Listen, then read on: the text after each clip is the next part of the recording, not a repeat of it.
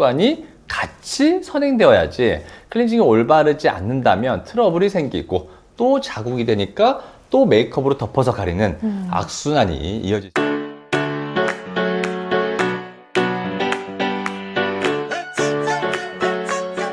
안녕하세요. 아나운서 홍재경입니다. 지난 시간에 이어서 또 피부심에 놀러 왔는데요.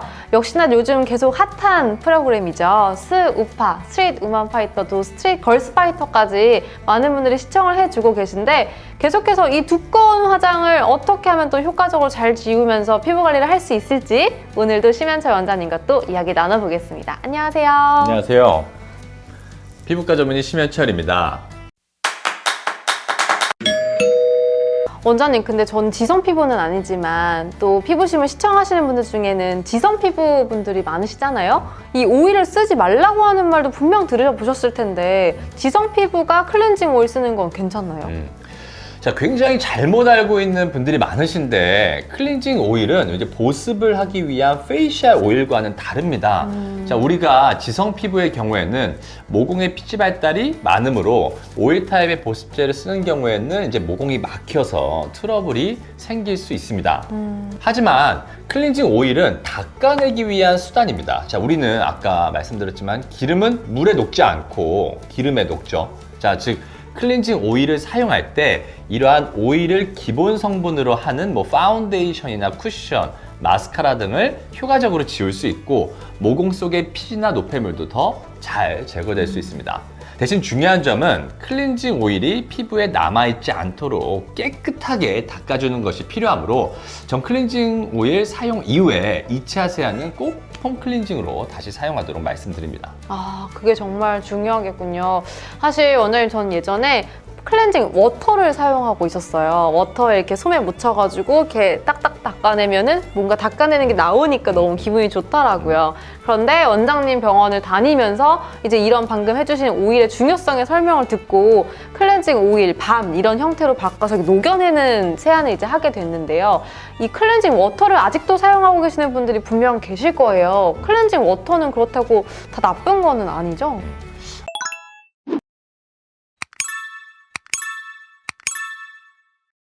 클렌징 워터를 쓸 때 네. 아까 말씀하셨지만 홍 아나운서님은 어떻게 사용하시죠?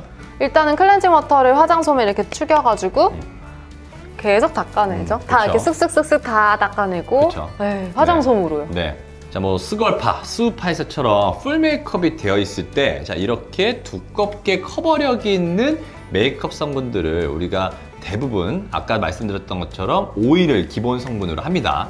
자, 이제 클렌징 워터는 우리가 물이어도 이렇게 오일을 녹일 수 있는 성분들이 포함은 되어 있어서 클렌징 오일 정도는 아니어도 성분 자체에 세정력이 있긴 하지만 사용 시에 또 어떻게 사용하죠? 우리가 물처럼 줄줄 흐르기 때문에 아까 네. 말씀하신 것처럼 화장솜을 이용해서 이렇게 닦아냅니다. 네. 자, 화장솜을 이용해서 닦아내는 일반적인 모습을 보면 대부분 화장솜을 얼굴에 많아봐야 한 5번, 6번 정도 닦아내시는데 네. 자, 이렇게 화장솜에 묻어있는 클렌징 워터 성분으로는 모공 사이에 껴있는 이 화장품들의 소입자나 피지나 노폐물들을 제거하는 것에는 한계가 있습니다.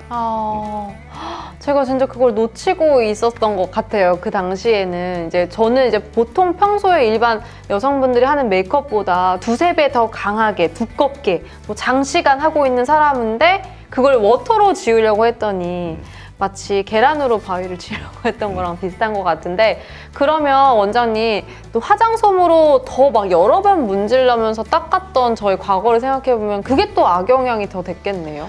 그렇죠. 그럴 경우에 우리가 화장솜의 마찰로 인해 피부 장벽에 자극이 가해집니다. 즉 많이 문질러서도 안 된다는 것입니다. 자, 우리가 가끔 두꺼운 메이크업이 되신 분들이 화장솜으로 클렌징 워터나 로션 같은 거를 묻혀서 벅벅 여러 번 닦아내는 모습들, 이런 거 네. 장면 같은 거 많이 보셨을 텐데 피부 장벽에 손상을 주기 때문에 장기적으로는 피부를 예민하게 합니다. 원장님, 그러면 전 이제 클렌징 오일을 잘 쓰고 있거든요. 근데 아까 이렇게 잘 쓰는 방법도 알려주셨는데 클렌징 오일로 닦아낼 때 특별히 더 신경 써야 되는 부위가 있을까요? 있죠.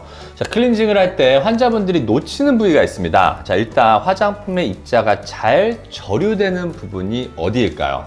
자, 아까 모공 발달된 그런 부위겠죠. 홈이 있기 때문에. 네. 자, 그래서 이제 미간이나 뭐 코, 그리고 앞광대, 턱과 같은 T존과 같은 부위에 화장품의 입자가 잘 절유될 수 있으므로 특히 신경 쓰는 게 중요합니다. 자, 하지만 자, 우리가 앞에서 제가 예전 영상에서도 언급했었지만 꼭 T존에 모공 발달이 되어 있지 않고 이렇게 턱 라인 쪽에 네. U존의 피지가 발달되어 있거나 그때 지난번 영상에서 홍진경 아나운서도 그랬었죠. 네. 자, 그리고 헤어 라인에 피지가 발달된 분들이 계십니다. 그러므로 거울을 봤을 때 모공이 두드러져 보이는 부분은 좀 더 신경 써서 이 클렌징 오일을 충분히 유화시켜준 다음에 클렌징하는 것이 중요합니다. 저는 지난번에 또 방송에서 생얼도 공개하고 검사 영상도 여러분께 공개했잖아요. 아직 안 보신 분들은 클릭해주세요. 네, 그때 저는 다른 분들과 다르게 약간 T존 부위나 이런 데가 아니라 앞방대 그리고 U존 라인이 굉장히 피지 분비가 많았는데 오늘 또 이렇게 이야기를 듣고 보니까 사람들마다 다 케이스 바이 케이스니까 본인이 그 거울을 봤을 때 좀 모공이 깊게 패여 있거나 도드라져 보이는 부분을 더 클렌징 오일로 녹여내면서 신경을 써서 지워야겠네요. 그렇죠. 사실 지난번 또 심현철 원장님 병원에서 클렌징 하는 방법을 고쳐야 하는 이야기를 듣고 나서 더 신경 써서 하려고 하는데 오늘 다시 한번 또 자세히 알고 가는 것 같아서 저는 정말 감사합니다. 그리고 또 여러분 시청하시는 분들도 좀 신경 써서 클렌징 오일로 잘 닦아내셔서 예쁜 피부 만드셨으면 좋겠어요. 네, 요즘 어린 나이 때부터 메이크업을 하시는 분들이 많으신데 자, 충분한 클렌징 습관이 같이 선행되어야지 클렌징이 올바르지 않는다면 트러블이 생기고 또 자국이 되니까 또 메이크업으로 덮어서 가리는 악순환이 이어질 수 있겠습니다. 근데 정말 확실히 말씀하신 대로 요즘 스걸파, 수우파 많은 분들이 시청하실 텐데 어린 친구들이 메이크업을 또 어쩔 수 없이 화면에 나오고 또 댄서 활동을 하면서 퍼포먼스를 보여주니까 굉장히 두꺼운 화장을 많이 하더라고요. 근데 이제는 그냥 화장하는 거에 너무 포커스 되지 말고 지우는 게 정말 중요하다는 걸 오늘 배웠으니까 한번 진한 화장을 하더라도 밤에 피곤해도 꼭 깨끗하게 지우고 자는 습관을 가지셨으면 좋겠습니다. 오늘 심현철 원장님 역시나 좋은 노하우 알려주셔서 너무너무 감사합니다. 네, 앞으로도 또 피부심 채널 많은 시청 부탁드리고요. 오늘도 역시 구독과 좋아요 꼭 눌러주세요. 감사합니다. 감사합니다.